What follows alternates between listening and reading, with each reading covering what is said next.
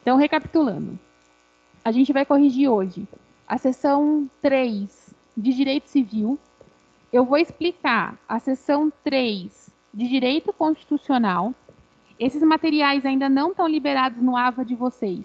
Por esse motivo, eu vou mandar para os representantes de sala e vou colocar também lá no AVA em minhas mensagens, tá?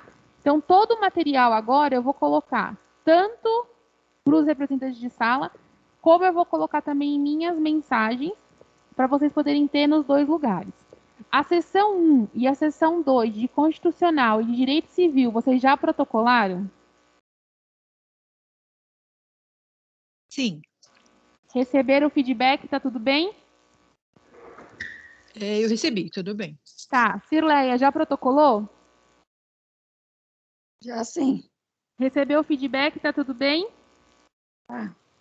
Tá. Valéria, acho que a Valéria deve estar sem microfone. Mas, Valéria, se você quiser mandar no chat aí alguma informação, você me fala, tá? Vamos lá, então. A seção 3 de Direito Civil, que é o que a gente vai corrigir, ela era um agravo de instrumento, tá? Que vocês precisavam fazer. A gente vai corrigir aqui o agravo. Então, lembrar que o agravo de instrumento, ele é de competência originária do tribunal. Então, por esse motivo, ele sempre vai ter no seu endereçamento o tribunal onde esse processo está tramitando. No caso do processo do Quinzinho e da Carolina, o processo tramita no Rio de Janeiro. Então, o endereçamento desse agravo sempre vai ser, nesse caso, né, para o Egrégio Tribunal de Justiça do Estado do Rio de Janeiro, porque o processo tramita no Rio de Janeiro, tá? Então, por esse motivo, a gente vai endereçar ele para o TJ do Rio de Janeiro. Então, a gente vai qualificar o Quinzinho, vai qualificar a Carolina, tá? Por quê? Porque o agravo de instrumento, ele acaba sendo uma petição inicial. Como ele é um processo de competência originária do tribunal, ele acaba sendo uma petição inicial. Por esse motivo, a gente precisa fazer a qualificação das partes, tá? A gente vai qualificar o Quinzinho, vai qualificar a Carolina. Agravo de instrumento, ele é sempre interposto. A gente vai interpor agravo de instrumento contra a decisão interlocutória que foi proferida pela terceira vara de registros públicos da comarca do Rio, tá? Então, o preâmbulo do agravo de instrumento, ele é muito parecido com o preâmbulo de petição inicial. Você vai seguir lá os mesmos critérios do 319. Nesse caso aqui, a gente não tem agravados, tá? Por que a gente não tem agravados aqui? Porque a única coisa que a gente está pedindo é os benefícios da justiça gratuita. Então, por esse motivo, a gente não precisa trazer a figura dos agravados. Somente a figura dos agravantes, que é quem apresenta agravo de instrumento, quem interpõe agravo de instrumento, tá? Então, a gente tem o Quinzinho, a Carolina, a gente vai interpor agravo de instrumento, informar que a gente não está fazendo preparo, porque a gente está justamente requerendo a concessão dos benefícios da justiça gratuita. Por quê? Porque o Quinzinho e a Carolina tiveram os benefícios da justiça gratuita indeferidos pelo juiz de primeira instância, por decisão interlocutória. Então, por esse motivo, a gente vai apresentar agravo de instrumento. Informar que a gente está juntando a documentação obrigatória determinada pelo artigo 1017, tá? Pedir efeito suspensivo desse agravo para que esses efeitos já sejam aplicados desde já, determinando a justiça gratuita com base no artigo 98 do Código de Processo Civil. Então, aqui a gente tem uma peça de interposição, tá? Porque agravo de instrumento, ele tem peça de interposição e peça de razões. Então, aqui a gente tem pronto uma peça de interposição do agravo de instrumento. Nessa interposição, tem de constar o artigo 1015 do CPC, tem de constar o artigo 1017 e tem de constar o artigo 98, tá? Essa é a estrutura da interposição. Alguma dúvida aqui? Não. Tudo Não? certo. Tudo bem? Tá. A gente passa agora, então, para a peça de razões, tá? Então, a gente tem peça de interposição e a gente tem peça de razões. Nunca esquecer de fazer o encerramento. tá?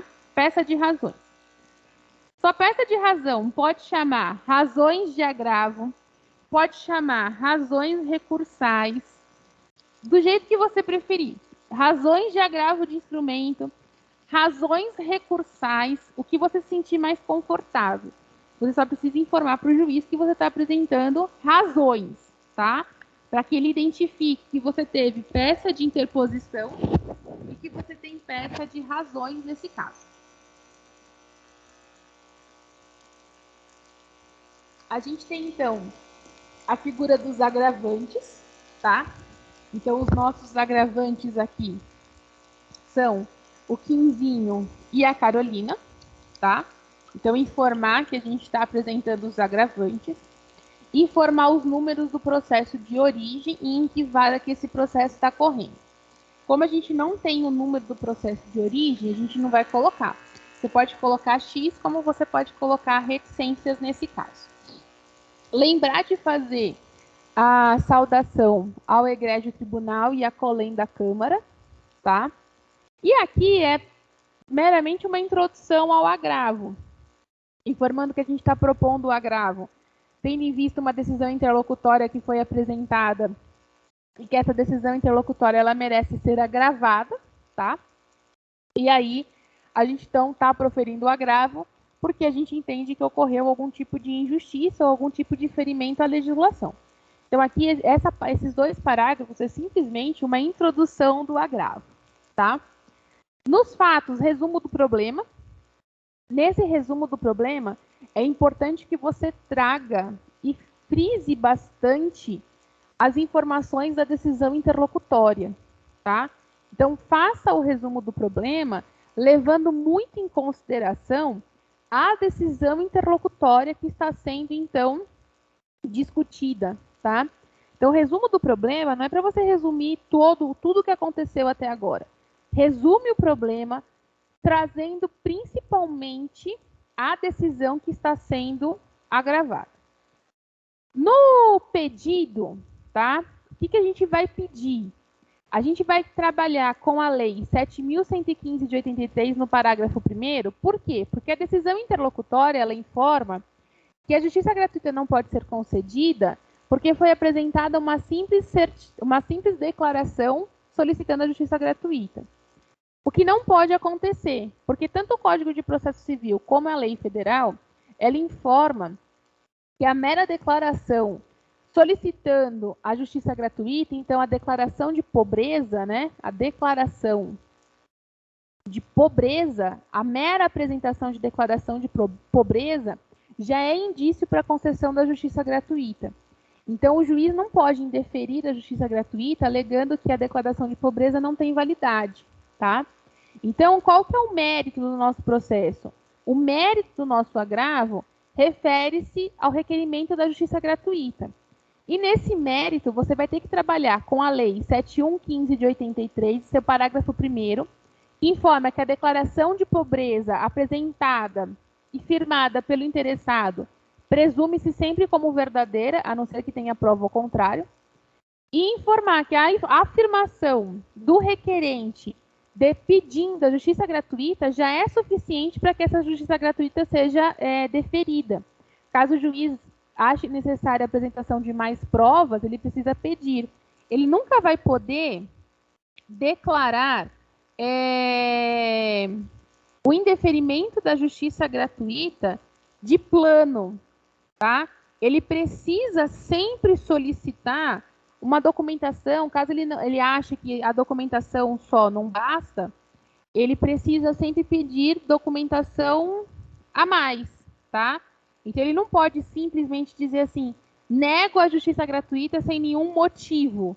Ele precisa informar por qual motivo ele não está concordando com essa justiça gratuita e, se for necessário, pedir documentos comprobatórios, tá? Tudo bem aqui? Professora, eu tenho uma dúvida sobre as razões do problema. Então, eu não preciso falar que é uma ação de uso capião, eu foco na gratuidade que foi negada. Foca foi indeferida. na gratuidade que foi negada, exatamente. Não preciso falar do que se trata a ação. Não, você pode até falar assim, que foi proposta uma ação da uso capião, na qual o agravante teve os benefícios da justiça gratuita negado e qual é o motivo que foi negado. Tá, então vamos por detalhes sobre a ação não precisa, eu só falo do que se trata a ação. Sim, E aí porque eu para foco no nós, indeferimento, tá? isso, nesse momento, Simone, o que interessa para nós é o motivo do indeferimento da justiça gratuita. Em agravo de instrumento, a gente não discute outros elementos. A gente só discute o que a decisão interlocutória que indeferiu algo. Tá? Entendi, obrigada. Nada. E aí a gente tem a conclusão. Na conclusão, é sempre importante que você peça para que o seu recurso seja conhecido, então que se identifique nesse seu recurso todos os elementos processuais, então que seja conhecido que você apresentou o recurso no prazo correto, que você apresentou o recurso na estrutura correta. Então, quando a gente pede para que esse recurso seja conhecido, a gente está falando de questões processuais. E no mérito, que ele seja provido, tá? E aqui a gente pede um provimento para reformar a decisão e conceder os benefícios da justiça gratuita, tá? Então, sempre pedir para que o seu recurso seja conhecido e que ele seja provido. E aí, encerramento, tá? Então, dessa forma, a gente também já conclui aí a estrutura do agravo de instrumento. Tudo bem aqui? Sim. Sim? Tudo bem, Cirleia? Tá. Então, com isso, a seção, a parte de direito civil, o tema de direito civil, seção 3 está pronta para protocolo, tá?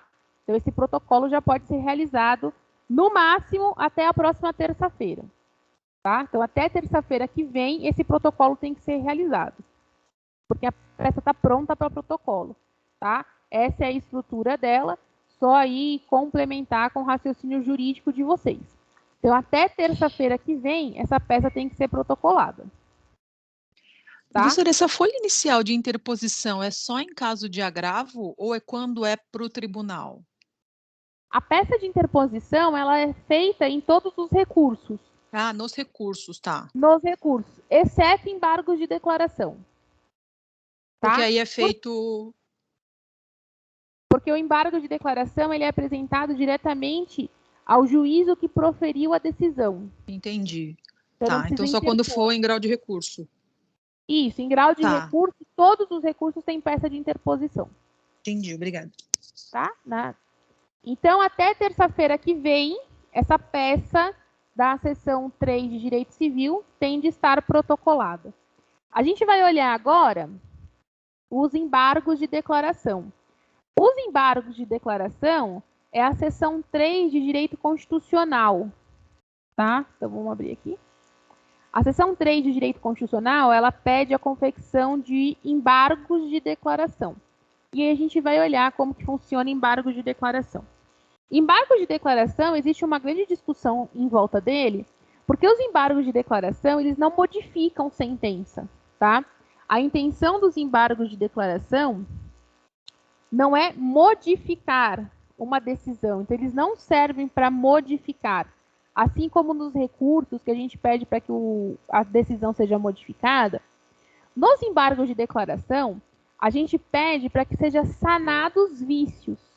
Então, nos embargos de declaração, a gente pede para que vícios sejam corrigidos, tá?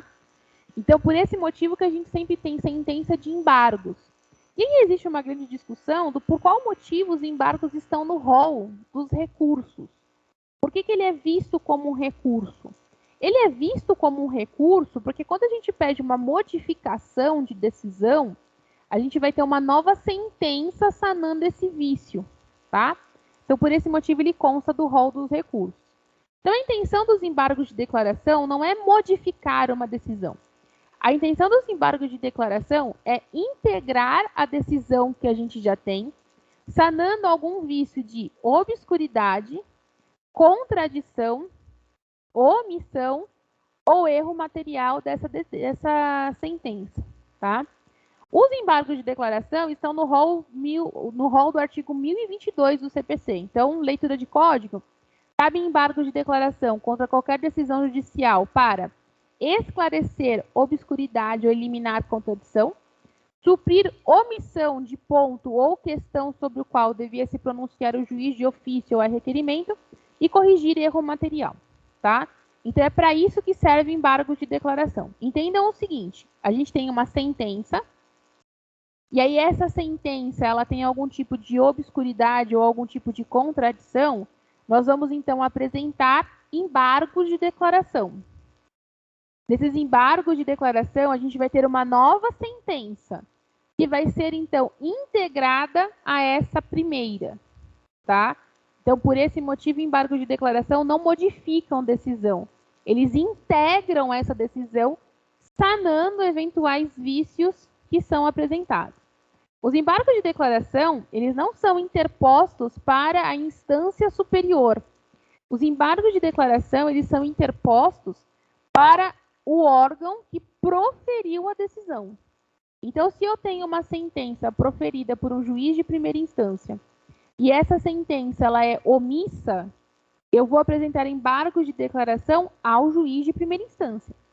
Se eu tenho um acórdão proferido por um colegiado de segunda instância e esse acórdão possui algum tipo de omissão, eu vou apresentar embargos de declaração perante o colégio recursal de segunda instância, tá?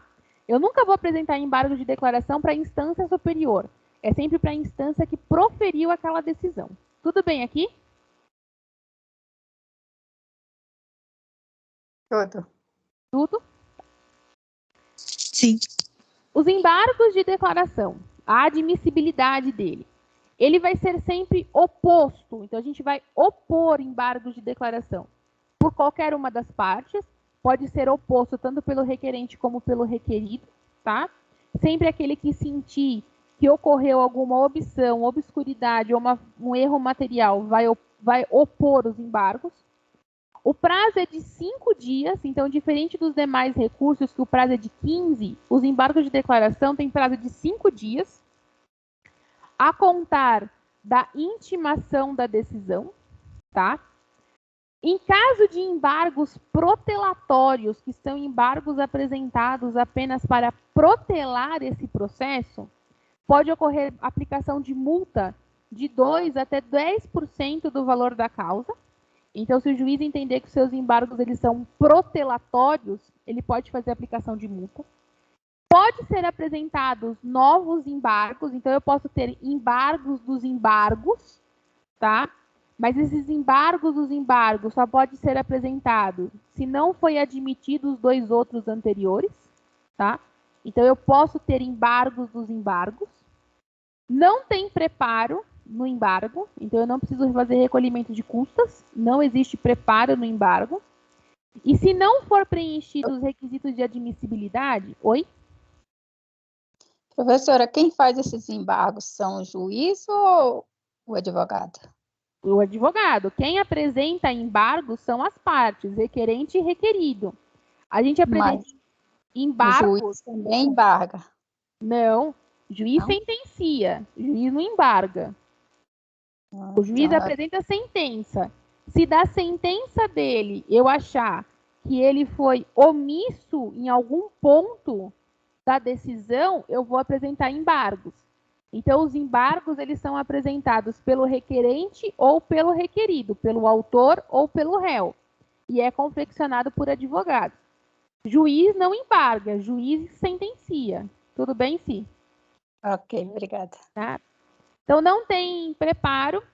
E se não for preenchidos os requisitos de admissibilidade, ou seja, se tiver alguma falha processual nesses embargos, eles não vão ser conhecidos, tá? Então, se porventura você apresentou embargos de forma intempestiva, fora do prazo, a gente não vai conhecer desses embargos, tá?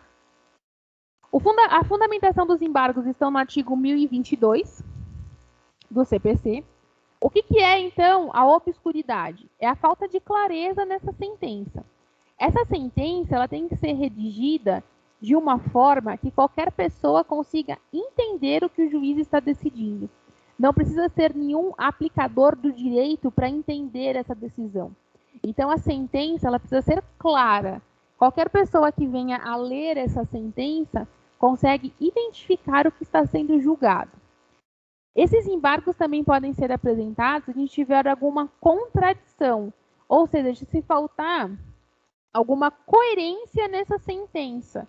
Em um momento da sentença, por exemplo, o juiz condena o réu em danos morais. Em outro momento da sentença, o juiz não condena em danos morais. Ou seja, fica algo contraditório. Se existir essa situação de contradição, se em um momento o juiz fala uma coisa, em outro momento o juiz fala outra, a gente fala então que essa sentença é contraditória e também cabe embargo de declaração para que o juiz esclareça essa contradição. A omissão é quando o juiz deixa de julgar algo, tá? Então vamos pensar que eu pedi lucros cessantes, eu pedi dano moral e eu pedi dano material no meu processo. E o juiz esquece de julgar o dano material, ele foi omisso. Ele pode não concordar com o dano material, ele pode achar que não cabe dano material, mas ele precisa julgar. Ele pode até julgar improcedente, mas ele precisa julgar. Então, a omissão é quando falta a análise do juiz em um dos pedidos. E o erro material é erro de digitação mesmo, tá? Eu tive um processo uma vez que as partes eram João e José e a sentença veio como Maria e Paula. Era um erro material, era um erro de digitação que tinha acontecido naquela sentença. Então, embargos de declaração, eles só cabem de obscuridade, contradição, omissão ou erro material nessa sentença, tá? E aí, com base no 1022. O que cabe às partes identificarem? Qual que é a fundamentação? O que aconteceu nessa sentença? Essa sentença está contraditória? Essa sentença está omissa? O que aconteceu nessa decisão? Para que eu possa, então, fundamentar os meus embargos. Eu posso ter uma sentença que ela é obscura e omissa? Posso, tá? Mas eu preciso identificar qual é a fundamentação dos embargos. Esse é o ponto-chave da decisão. O processamento desses embargos. Os embargos, então, eles são opostos junto ao juiz que prolatou a decisão. Então, aquilo que eu disse. Se a sentença foi prolatada pelo juiz da primeira vara da família, os embargos serão opostos perante o juiz da primeira vara da família. Se essa decisão, se eu tenho um acórdão proferido pelo STJ e esse acórdão é contraditório, eu vou apresentar, então, embargos perante o STJ, nunca para a instância superior, sempre para quem prolatou a decisão. Em regra, não existe contraditório. Então, em regra, não existe assim, o autor apresenta embargos e a parte contrária apresenta contraminuta de embargos. Porque não é uma questão de produção de provas ou de que um está dizendo uma coisa e o outro está dizendo outra. O que a gente vai apresentando nos embargos é um pedido de modificação de decisão. Então, a gente não tem fatos novos. A gente simplesmente está pedindo uma correção dessa decisão. Então, por esse motivo, não tem embargos e contraminuta de embargos, ou contra-razões de embargos, tá? A parte contrária não vai apresentar uma defesa desses embargos. Não estou apresentando nenhum fato novo, estou pedindo apenas uma correção da decisão. O julgamento é em 5 dias, quando é apresentado contra acórdão, quando é apresentado contra sentença demora um pouco mais, e não existe oralidade, não existe sustentação oral de embargos, tá? Não existe embargos auriculares. Os embargos, eles são feitos única e exclusivamente por meio de petição, tá? A gente não tem outra forma de apresentação de embargos, tá? Então, lembrar que os embargos são opostos, nós vamos opor embargos, nós sempre vamos opor embargos perante aquele que proferiu a decisão que seja omissa, obscura, contraditória ou que tenha um erro material. Quem apresenta embargos é embargante. Então, o autor dos embargos é embargante, tá? Então, se eu vou apresentar os embargos de declaração, eu sou embargante. Eu não sou autor, eu não sou réu. Eu sou embargante. E quem sofre os embargos é embargado, tá? Então, é isso que a gente também vai precisar lembrar. Diferenciação de embargante e embargado, tá? Embargado, quem sofre os embargos. Embargante, quem apresenta os embargos. Tudo bem até aqui? Tudo certo, professor. Tudo tá. Nós temos também os embargos de pré-questionamento. Os embargos de pré-questionamento, eles são apresentados antes do recurso especial e antes do recurso extraordinário. Ele tem a mesma estrutura dos embargos de declaração, só que eles são apresentados caso não tenha sido discutida alguma matéria, caso o tribunal não tenha discutido algo, tá? Ou caso o tribunal tenha pulado algo que precisaria ser questionado que precisaria ser discutido naquele processo. Então, para que a gente possa apresentar recurso especial ou recurso extraordinário, antes disso a gente precisa fazer embargos de pré-questionamento. No caso de vocês vão fazer agora embargos de declaração, tá? Não são embargos de pré-questionamento, não chegamos neste momento ainda, tá? A gente vai falar, por enquanto, de embargos de declaração, mas lembrar que a gente pode ter embargos de pré-questionamento, tá? Os embargos de pré-questionamento, eles são apresentados quando a gente tem uma omissão. Eu preciso de um requerimento expresso que seja analisado aquele ponto específico do processo, e normalmente ele envolve questões de matéria de ordem pública, tá? Lembrando que agora o que vocês vão fazer são embargos de declaração e não embargos de pré-questionamento, tá? Tudo bem com relação aos embargos? Tudo. Tudo? Tudo bem, professora. Tá, então vamos lá, vamos combinar de novo. A seção 3 de Direito Civil está pronta para protocolo, que é o agravo de instrumento que a gente acabou de corrigir. Agora a gente vai para a seção 3 de Direito Constitucional, que é um embargo de declaração, tá? Eu vou disponibilizar para vocês daqui a alguns minutos o link dessa aula, que vai ficar gravada.